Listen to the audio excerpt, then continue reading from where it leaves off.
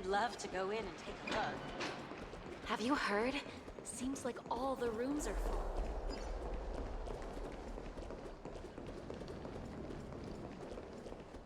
Faith can dispel the black tide. The streets are packed. It seems the vote to pause the flame chase journey has begun. I want to vote! Tell me how I can vote! Take your ceramic shard, engraved with the Kefali rune, select the Council of Elders in your heart, and pray silently until the shard registers your choice. Then toss it into the Dolium. The Council of Elders? More like the Council of Buffoons! The Black Tide took my hometown long ago! Who are they kidding with bringing back Erechrysia? It's all a sham to create their own Erechrysia in Akama! The Titans are just. So long as we do not overstep our bounds again, we will not incur divine wrath. Oh, please. The time when these deranged Titans should have vacated their spot to the demigods is long overdue. You'll see soon enough, you old fogey. And I pray that Talanton smacks some sense into you with their scales. We shall see how this turns out. That was quite a spectacle.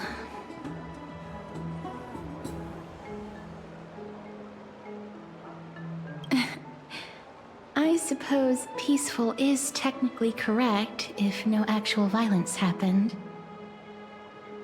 To this day, I still find it almost unreal that Akama is the only place illuminated by light amidst the crumbling ruins of Amphorius. And its people are even holding votes to reconcile differing opinions. This peaceful sight is making me forget that this is the end times.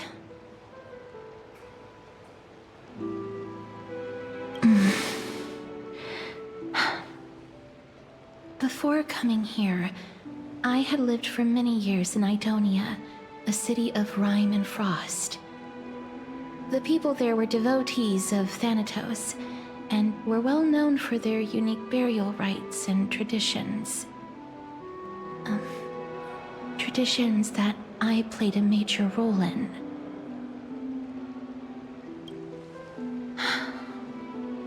Yes. You now know me as the Mortician of Akama. But back in those days,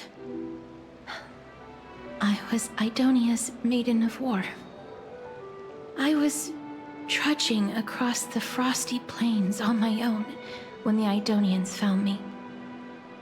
They saw the curse in me as a blessing from Thanatos, and believed that my hands could correct the Erechrysia's mistake and lead them to meet the great god of death. They provided me shelter, but in return, I was expected to grant merciful deaths to war captives, prisoners bound for execution, and heroes alike. Is that how you see it too? But no matter how kind or cruel the means, nothing can change the essence of death. Taking away someone's life is never worthy of religious worship.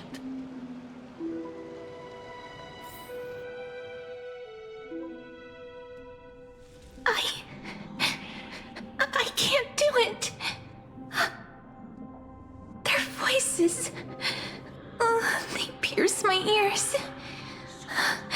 The pleading, the thanks.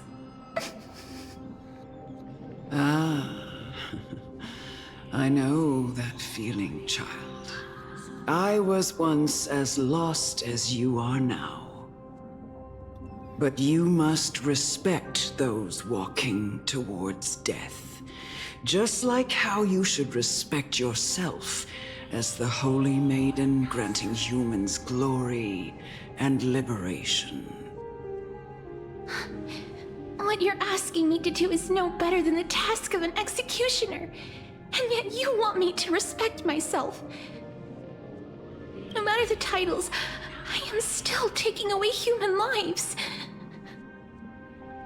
This won't be the first time that Edonia's fanatical nether warriors have faced death. On the contrary, recruits new to the battlefield often run away from their first fight. Death is the mightiest and gravest power in this world. The fact that you can wield it means you are deserving of respect. That's such a twisted reason. Then let me tell you a story. In Idonia, the great swords commonly used by executioners are called Draconian, in memory of Drakon, an elderly executioner. The sword has 3 air holes along its body. If the sword is swung down swiftly and accurately, the holes would make no sound, and the executed would also depart this world quickly and painlessly. But should the executioner have any hesitation, the holes would produce a piercing whistle. On that cue, the screams of the executed are sure to follow. Every executioner after Drakon is to hone their sword skills every day in preparation of future executions. Every swing of their blade must be more resolute than the last, for failing to do so will bring pain. Pain for the dying, as well as pain for themselves. No. I can never get used to this. You misunderstand, child. I am not telling you to get used to it. I'm asking you to consider the source of the dead's suffering and use that knowledge to fortify your future touches with more and more determination. Go, walk with the dead and love them as you love life. Then you'll no longer hear those noises.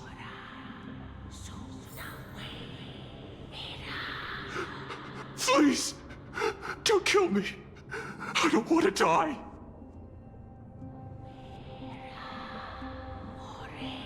This is your duty. Remember, consider the source of the dead's suffering, then give them the respect they deserve. Thank you. I beg you, don't listen to her. If you cannot learn to accept death, then Idonia has no place for you. This is your last chance. Do it. No, please, I don't want to die. Please, I'm begging you.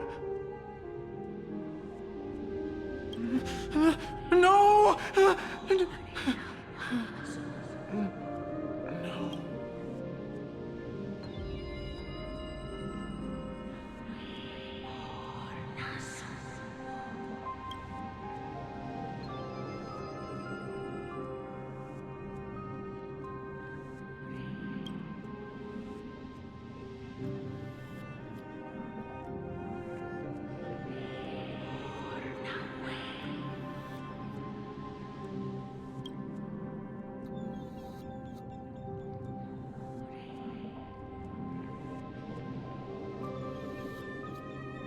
May you gain some insights through his sacrifice.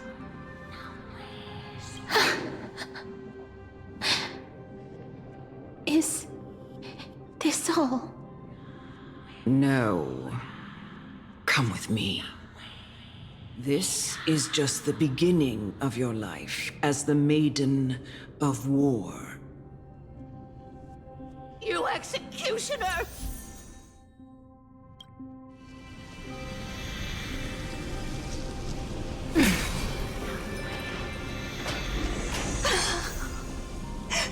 Holy maiden!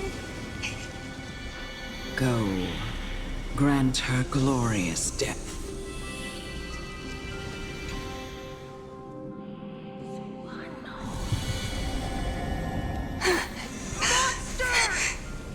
Thank you.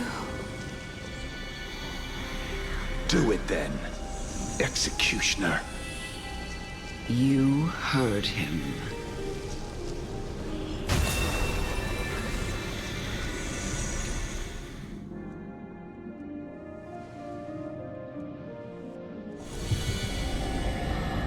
I curse you to live in eternal pain. Emerge from your cocoon.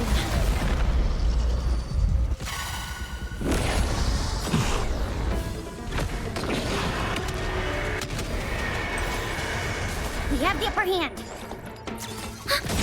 Enemy data net markers activated. Time for a good old counterattack.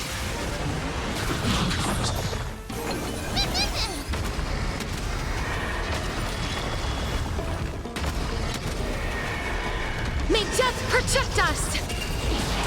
Me. As you wish. Commencing support. In the mood for another beating? Life is not so fragile. Wilt here.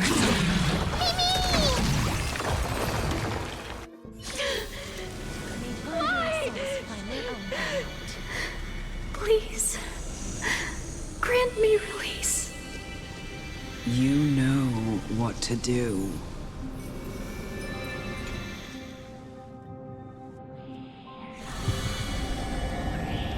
When will this ever end?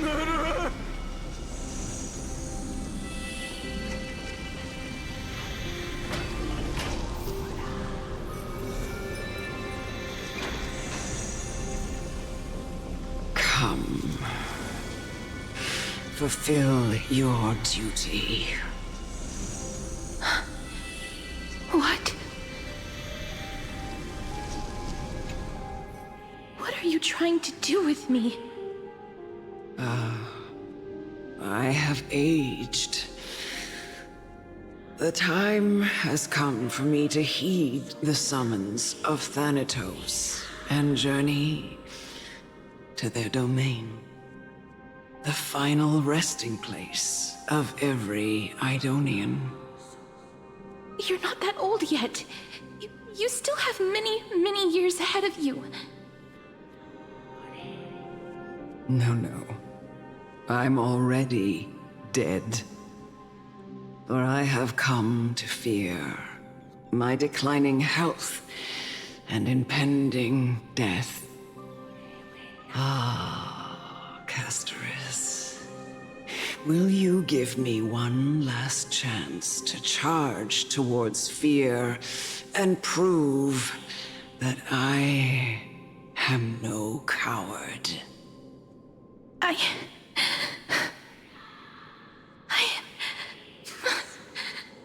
can't take this anymore! Child, it was I who brought you here, from the frosty plains, and set your farcical fate in motion. It was also I, Chief Executioner of Idonia, who forced the heavy duty of executing others onto you.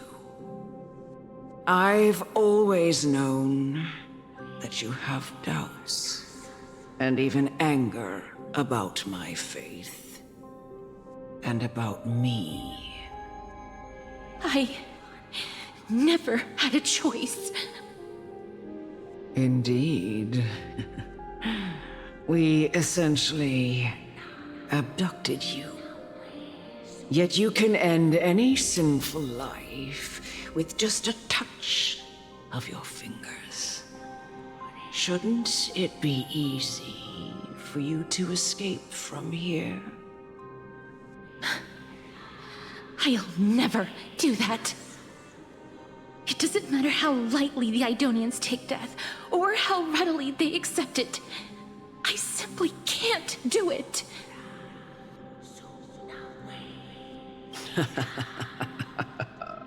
I knew I was right about you. What do you mean? I've taught you and cared for you as my own daughter all this time because of this blessing that's been with you since your birth. I know no one else in the world would understand the weight of life and death more than you do. In the eyes of an Idonian, death is the end of all life. A destination we will all eventually reach. Humans should not resist it, but learn how to face it. You can only live your life to the fullest after understanding this principle. And when you do, even if you eventually leave Idonia's protection, even if you must carry the curse forever, you can live with your head held high, like everyone else. No! How can I? Come now. It's time. I've already taught you all that I know. Show me that you are a fitting holy maiden. Or at least, that you possess the resolve to become one. Come now. It's time. I've already taught you all that I know. Show me that you are a fitting holy maiden. Or at least, that you possess the resolve to become one.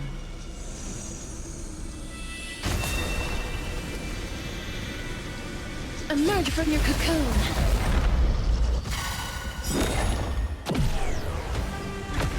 Enemy data secured. Net markers activated. Time for a good old counterattack.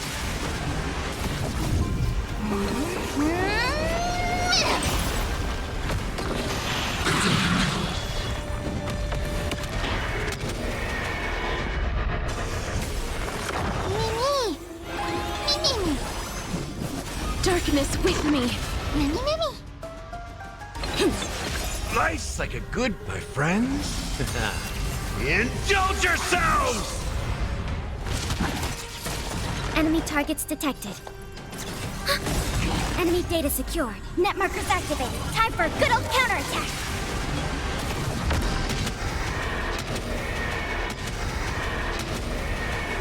May death protect us!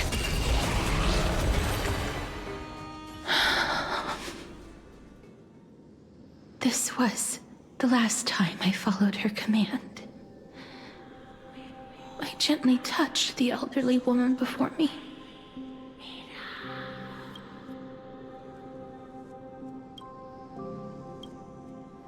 The executioner, who had seen too much death, died the same way as everyone else. A gasp for air, a wistful look in her eyes, and a barely perceptible tremor in her fingertips. Elder Amunet, the person who tried to teach me about death, ultimately vanished like dew in the morning mist. She spent her life embodying the beliefs of the Idonians, and when death finally came, she embraced it exactly as their doctrine had taught. I have nothing but respect for her. I erected a cenotaph in her honor in the marshes outside Idonia's city walls with the others I had laid to rest. Then, I set out once more in search of Thanatos. It was a long, long journey. I heard so many discussions about death along the way. Life finds meaning in death. The world improves because there is an end. It seems the most terrible darkness in this world. Everyone talks about its heavy weight. Some resist it, some worship it, and some even revere it. How did a disappeared titan become the deepest fear of humankind? And why do they haunt my dreams? I continued my travels to seek an answer. Initially, I was running away. Then, I started searching for it. And now, at the end, I just want to know if my touch, if my embrace, can do more than taking things away. Can I make anything? Can I leave anything behind? I don't want to die. Please, I'm begging you, just let me go. I don't want to die, please. I don't want mercy like this. Just let me go. I need it. I don't...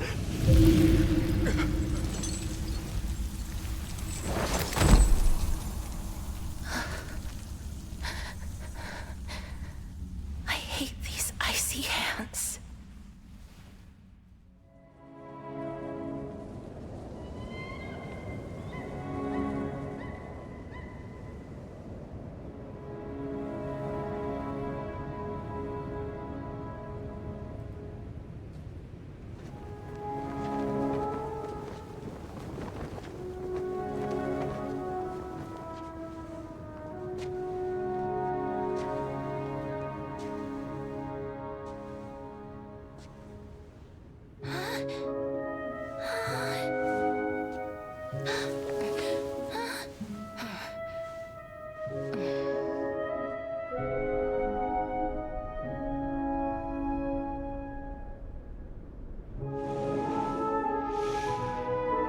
Get it over with.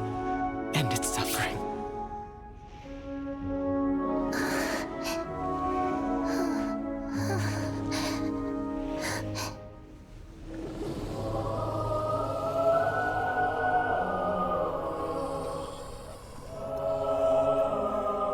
The Reaper has blessed your hands. Only you can grant them peace.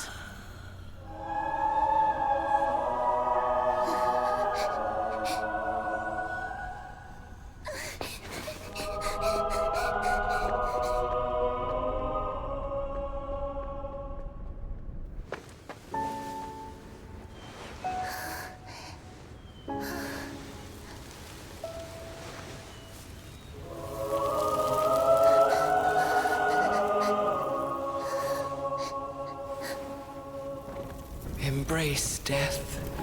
Walk alongside it.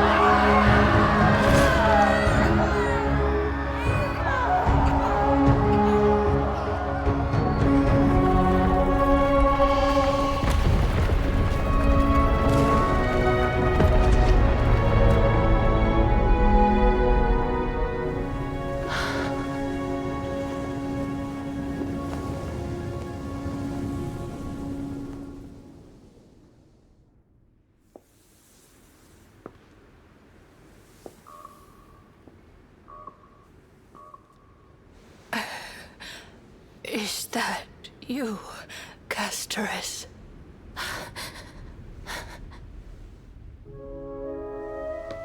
All of them have gone, heeding death's summon, crossing into their domain.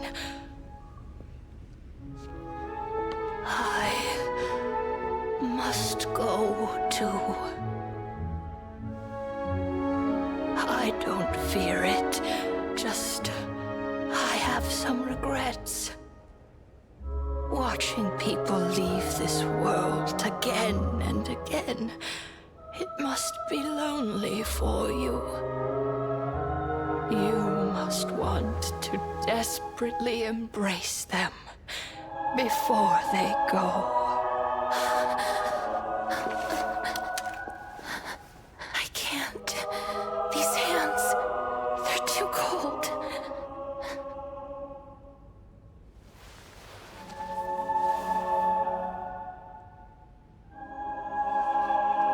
But Big Sister Casteress, your hands are so warm. Just like anyone else's. So go on. Don't hold back. Give me a warm hug.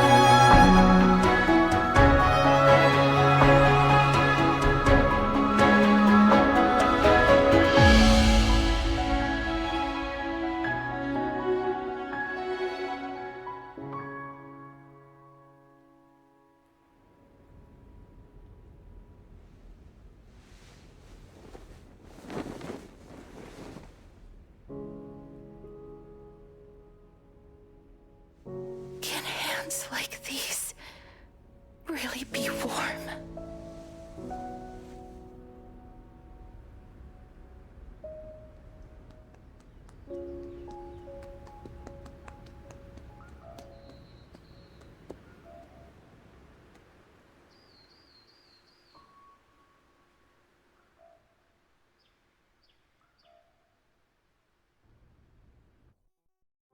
On the day that Orynyx's trial ended, you must have had many questions. I felt just as confused.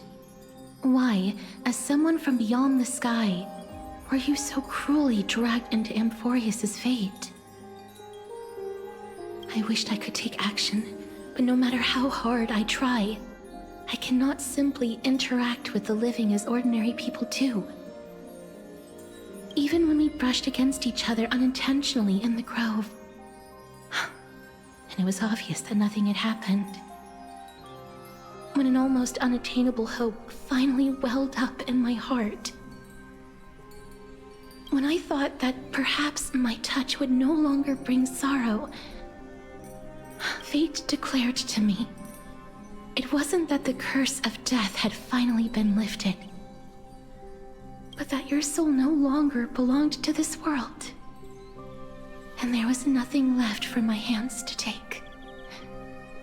Nothing. And did I really think this time would be any different? It's not that I don't understand this reality, just that I'm unwilling to accept it. Having walked such a long road, I am still unable to find the answer to life and death. I am resigned to eternal despair. Anything I wish to hold on to, death will inevitably wrest from my grasp. From that moment on, I lacked the courage to confirm it again.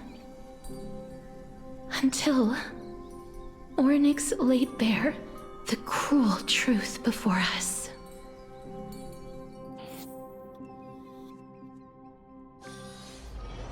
But now, perhaps I might have one last chance. Long ago, Trinan read a prophecy to me. At the end of the sea of flowers, the souls of the living shall warm thy fingertips, and after an embrace, there shall be eternal separation. I found no surprise in it, for her words sounded not like a foretelling, but a perfect reflection of my past. Embraces in this world are born of reunions, yet my touch speaks only of farewells. In that moment, I had no doubt that this destiny would weave itself through the entirety of my life. And yet, things have taken a turn for the better.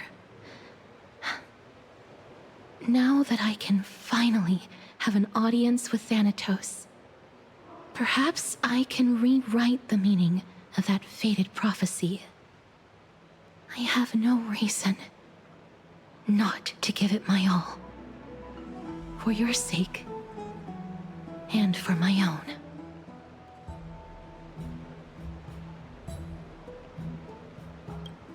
With that, I won't have any regrets.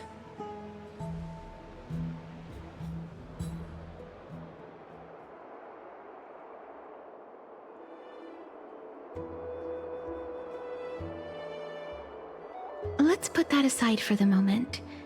We've arrived. I want to retrieve a small gift I specially prepared for you. I made it myself, like the trinket I gave Lady Trianne. I want to leave something for everyone, if possible. The journey to seek an audience with the Death Titan cannot be an easy one. I want to make full use of every moment I have before we depart, so that I don't have any regrets.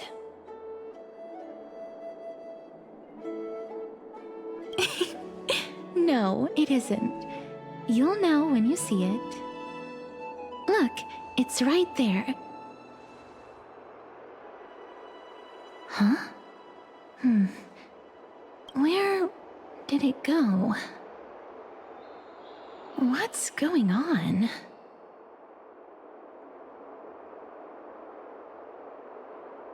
Just some handcrafted trinkets. Things that shouldn't catch the eye of thieves anyways. What's this? The coin of Zagreus and a slate. So it's her.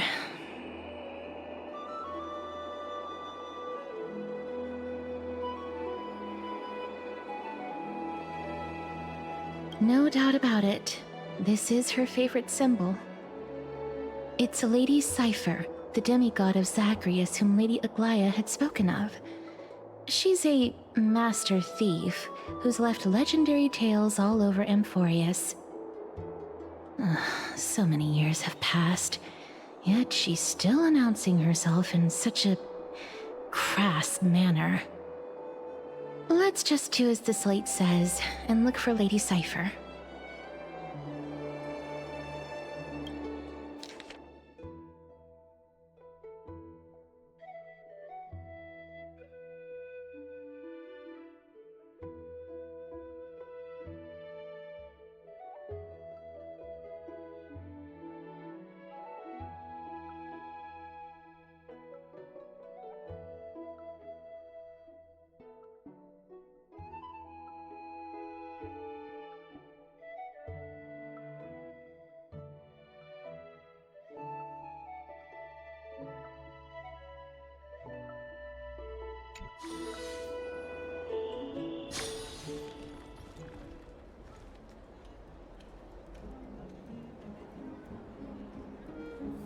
Look, it's right there.